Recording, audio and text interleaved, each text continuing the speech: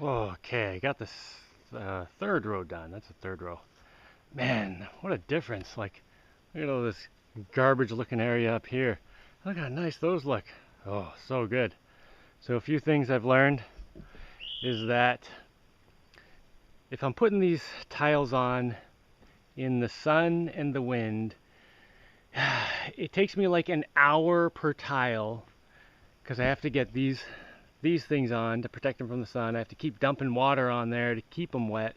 And then the wind blows these off. I have to keep fixing them and put more sticks. It's just, it takes like an hour to do a tile. But if I do a tile when it's cloudy and I don't have to cover them because they're not getting dried out, it takes me like 20 minutes. So I can do them 3 times faster when the weather conditions are good. And I use way less water. If I, like, when the sun's out, I have to keep dumping water, just like buckets and buckets of water. Yesterday I did these 4 tiles, and luckily their plastic stayed on them mostly. I need to throw some water up there, make sure that one stays moist. But it went fairly quickly because it wasn't windy. Still, it was like probably 40 minutes per tile. And I think I used like 4 or 5 buckets of water on the roof there, so it's like 20-25 gallons of water. And I have a bunch of buckets at the front of my house that fill up from my gutter. Well, part of my gutter goes down into this water tank over here, but then like the other side of the house kind of just runs out into the front, and there's like a spout out there and it squirts into some buckets up there that I use for construction purposes, so I don't have to use my house water. But yeah, just doing 4 tiles, I used like most of the water in front of the house. So that means I have to wait a few days or I don't know, however long till it rains again. Because I'm not going to use my drinking water. That would be stupid. So I'm starting to think maybe I should just do like an hour every evening. Instead of like trying to get these darn things done faster by starting in the morning and going all day, and then just struggling using all the water, trying to keep them blah blah blah. Maybe I just do an hour in the evening every day when the sun's low, when it's past the point when it's cooking the roof, and maybe not even every day. Every day that it's not, that the roof isn't really hot from the sun. Yeah, I could do every other day. It'll still get done pretty quick. But in an hour, I can probably get like 3 or 4 tiles done, which is what I got done all day yesterday anyway. I mean, I didn't do it all day because I got to the end and stopped. But yeah, I think that would be a better way to do it. I'll just have to, I don't know, just get ready to do things in the evening, which is when I don't usually do things. It's usually when I go inside and eat dinner. But yeah, between 5 and 6 is probably a good time. That's also the time when the bugs come out. Maybe like 6 or 7. 5, 6, 7.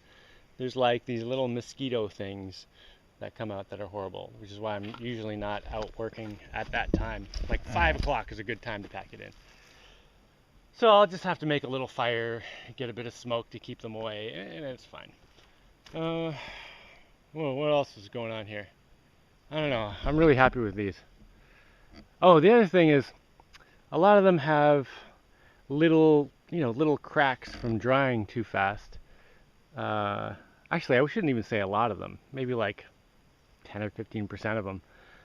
So I just have to go over them with a little smear of mortar and fill in the cracks. But that's not a big deal. It has the plastic mesh in there holding it together. And I wouldn't even necessarily need to fill in the cracks, but I want to anyway, just to make sure they're good. Okay, next I have to figure out how to get up to the next row.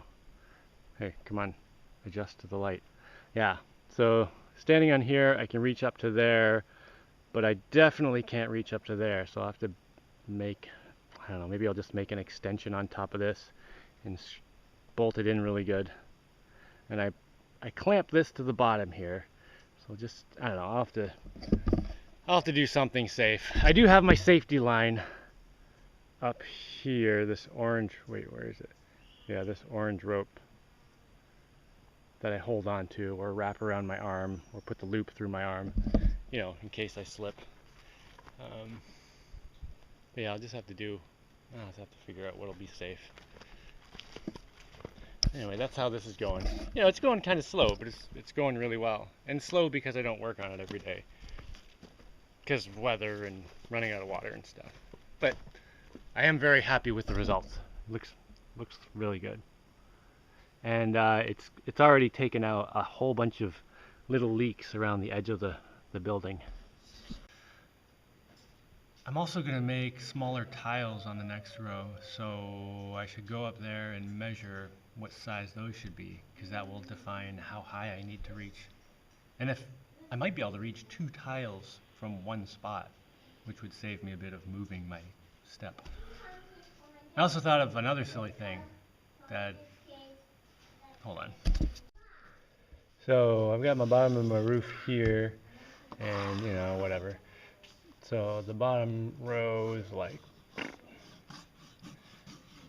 and then the next row is, you know, whatever. But then as it goes up, it keeps getting, these get smaller and smaller, right? When I get to the point when these are half the size of the originals, so let's just say this row is half the size, I can just skip one, do every other one, skip one, do this one, skip one, do this one, and then I can go back to the original full-size ones and just take in that whole thing, and then that's when I'm doing half as many tiles. This is not to scale at all, and I've done a terrible drawing of this, and then slowly start getting smaller again to the top. Imperial noodle units. Okay, the top of where the plastic is here to the next one is about 44 imperial noodle units. So if I make them 48 inches, that should leave a comfortable amount of overlap for the diagonal. Let's figure out what it is for the square dimensions. 48 squared. Alright, if I've got 48 across here, that makes it 34 noodle units this way. So, wow, that's really written neatly there, Jamie. Good work. So just under 3 feet diagonal. That means my mesh. I'll make it 34, maybe 38. Stick out 4 inches all the way around. All right, what size have I been cutting? I need to know. Ooh, here's my tape measure with metric and noodle units. And I've been doing 110 centimeter, which is about 43 and a half. And I want to go down to 34 inches, which is like 86, 87. All right, if I take off that much, that's a significant amount. It's worth doing. Oh, I forgot to go look at my step and figure out what I need to do to enlargicize it. I guess I better go back up. I'm so distracted right now, trying to figure out how to deal with people or, well, a specific person. All right, I gotta put that out of my mind and focus on what I'm doing here. People. All right, I was just up there looking at the roof, and so I got my one step here. It looks pretty good on its little tiny ledge. And I need to add like almost double the height of it to get up to here, so I can reach the next tile. But it's making me a little bit nervous that I'm getting up high enough that I'm basically kind of going to be laying on the building almost, which means if I'm holding myself with my hand there, my body's like this, the force is going to kind of be like that, which is past the pivot point of here, which means this may go, and I'll like, you know, so I'm really going to have to make sure my safety line is attached well. And is there something I can do to keep this from pivoting that's not going to be like, what's the word, prohibitively complicated and just like add too much time? Or do I just need to be conscious of that fact and make sure I keep weight down on here with my feet. Make sure I'm never pushing out like that. And then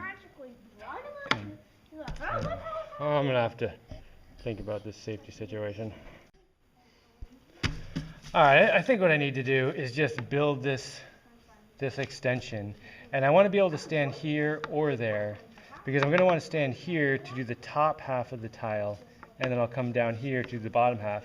Because when I was doing the last row, I would stand on this thing to get like the top half, but then I moved it out of the way to get the bottom half easier, because it was easier than like trying to like squat down and do it. It was easier to just stand here and get it.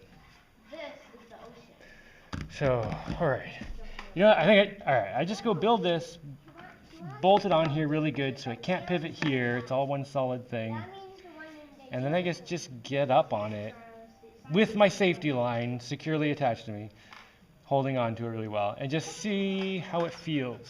Like see how safe it is. I should be able to get a pretty good sense once I get up on it. You know, another thing is that the curve of this dome is not perfectly exactly the same all the way around. So I'm thinking I make this at kind of an average curve spot, and then I'll have to take some pieces of foam or shims or whatever, so that every time I move it to a new spot, you know, if there's a gap here, I can put something in, or if there's a gap up there, I can put something in. Because I want it to contact the building here, and be clamped down here. But I definitely don't want this to pivot here. That would be a disaster. Oh, and I also can't attach my safety line from the top down to here because it'll be in the way of the tile. And if I build like a wide thing there for the rope to like split, that's just gonna be a pain in the butt. Well, I climbed up there and I could reach everything I need to reach. It wasn't wobbly or moving or anything. And this platform up here is big enough to put my bucket of cement and sand. So I think I'm going with that. I wouldn't say it feels safe. Actually, it does kind of feel safe. It feels scary though. So yeah, I'll definitely keep attached to my safety line, which is very securely connected to the roof at the top. Okay, one more thing I want to calculate. My smaller panels will go from this many square inches, square noodles, to this many square noodles, which is 63% as big as the other ones. And that makes it, well, I was doing a third of a bucket, so now I'm down to 0.2 buckets, which is 1/5. So 1/5 of a bucket. So 1/5 of a bucket should do one tile, as opposed to 1/3. So that'll be nice. You should go faster. I mean, even including the extra step going up, it should go much faster. So I don't have to sift as much sand, I don't have to carry as much up, I don't have to smear as much on. I'm kind of looking forward to doing these. I just need some rain so I can get some water.